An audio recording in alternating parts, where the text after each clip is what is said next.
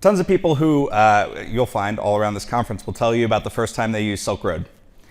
And then if you ask them, they'll tell you how much the shrooms cost them in Bitcoin today. People who spent Bitcoin, which we all did gleefully back in this period, mostly came to regret it. I was doing some napkin math the other day, and the coffee we sold through Fold today would have been worth around $424 million. Significant. So, 2017 led to this kind of culmination of this period, right? We moved from Bitcoin as magic internet money, Bitcoin as a application development platform, that might sound familiar, to this idea of Bitcoin as a store of value. And this corresponded with the block size debate. I mean, this wasn't just about Bitcoin as money or Bitcoin as a store of value. It was also about censorship resistance. There was a lot. But eventually, we all kind of came to the conclusion that, SegWit had activated. No one was, going to follow up on the New York agreement, and that Bitcoin was now a store of value. If you didn't like it, go with Bitcoin Cash and fork off. Otherwise, this is what Bitcoin was.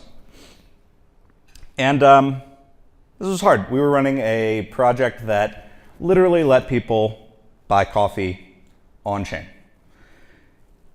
At Fold, we ended up sticking with Bitcoin. We switched from spending to earning.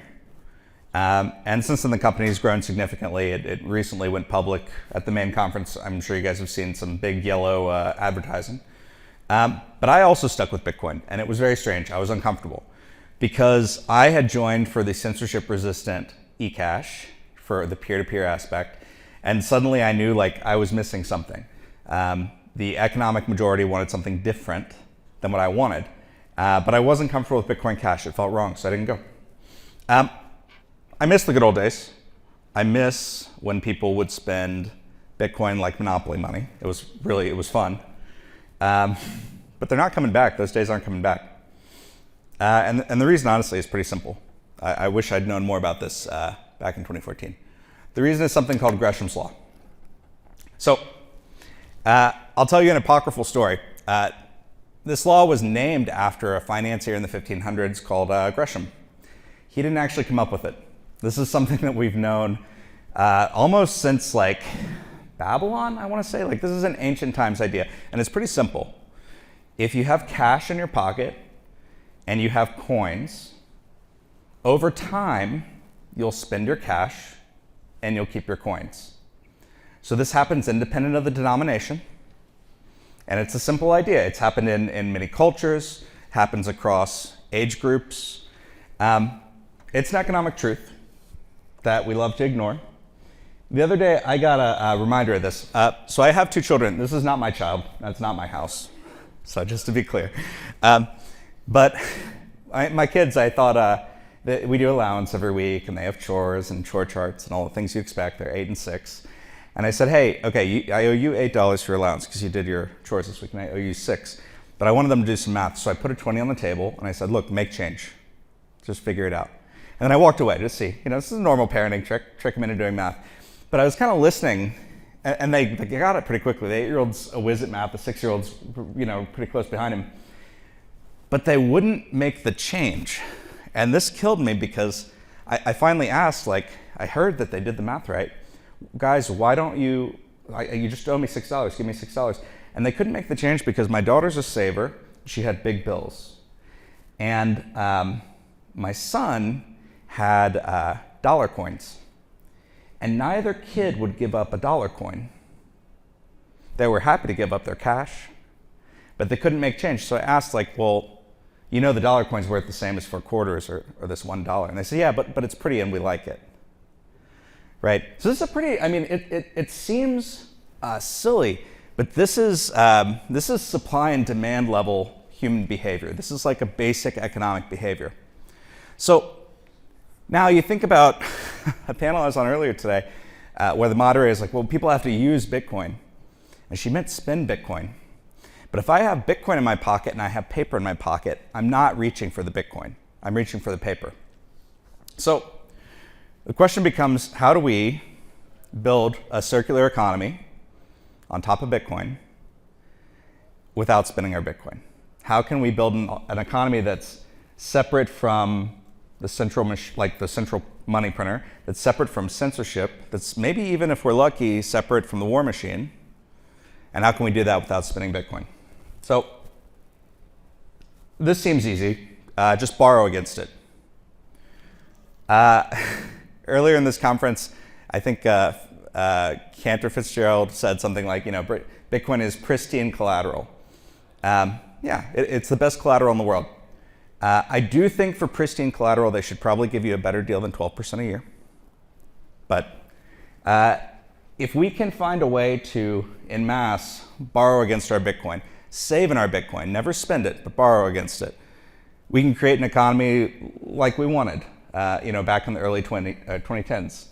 And I'm not just making this up from scratch. It turns out that Hal Finney, in one of his many futurist posts on Bitcoin Talk, nailed this. So this is a famous post, but I feel like people love to forget it every cycle. Hal kind of, guessed that there would be this idea of Bitcoin-backed banks. And please, read it for yourself. Go on Bitcoin Talk to see that I didn't mess with the text or anything. But what he was basically saying is, look, when Bitcoin is in its final form, we don't need to nationalize currencies anymore. We don't need the state to back currencies. We'll go back to what we used to do, which was each bank would have its own script. Every bank would have Bitcoin. It could be partial reserve, it could be full reserve, and they'll all have their own version of a dollar or peso or yen or whatever they decide. And then the market does what it does. The best banking model wins, but it's all powered by Bitcoin. Now, this does imply that for the most part, people aren't sending Bitcoin back and forth to one another. They're using it to settle. And if you guys see what's happening on the network today, well, yeah, that's mostly what people use Bitcoin for. So here's the thought. If we replace this idea of a bank and we instead say, well, stablecoins are de jure, we can actually create Bitcoin-backed money that fulfills Hal's vision. So the idea here is simple. You put in Bitcoin, you can take out a newly minted stablecoin against your Bitcoin, and you can redeem it back to your own balance to get your Bitcoin back. It gives you leverage on your money. Different stablecoins could have different sort of like economic parameters here. Cool. So DeFi's been able to do this stuff for a while. And now we've had a whole cycle where people are building on Bitcoin. So then the next question for me becomes, well, okay, have we won? Stablecoins appear to be winning. They haven't won, but they're winning. So how do we know when we've achieved the dream? How will we know when we have an alternative economy, or at least a circular economy? And my answer is when you can buy a burrito, right? So I've bought a burrito before with Bitcoin. And in fact, if you go back, Block has, their Bitcoin stuff. I suspect that we're going to see that not a lot of Bitcoin has changed hands. Maybe a lot of payments have happened, but people won't have wanted to spend much of their BTC. Instead, they're going to want to spend stables. So it's not just when you can buy a burrito, because I promise I've done that many, many times with Bitcoin. It's when can you buy a burrito when you don't worry about capital gains tax? And when can you buy a burrito when you're not afraid they'll name a day after you and you won't be the next Bitcoin pizza guy, right? So how can we do that on Bitcoin?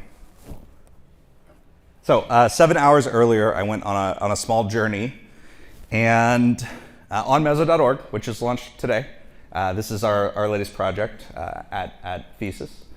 And thank you. I'm just going to give you a quick run through. It's still a dApp, y'all. This is not a mobile experience. I'm not going to blow your minds. But it's pretty simple. You start using it. You put in your Bitcoin. You take out a credit line. Cool. This all just looks like DeFi. We'll make it better. We're working on it. But then where it gets a little bit different is you can spend. So today, you can open a credit line against your Bitcoin in MUSD. You can get a gift card. You can buy a burrito.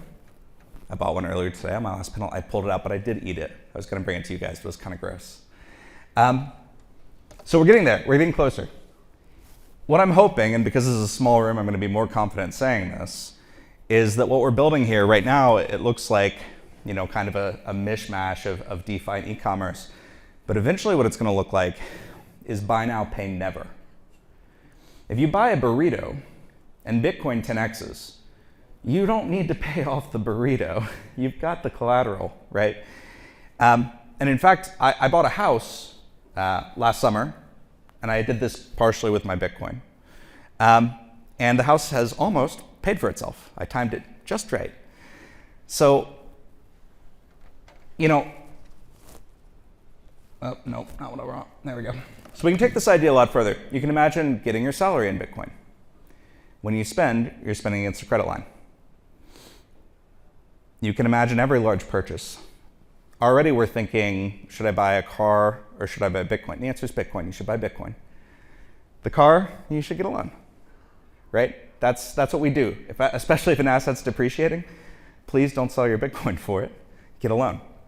So I'd love to invite you guys to try this. Unlike Cantor Fitzgerald, we are not charging 12%. For you guys, we are charging 1% fixed on these loans.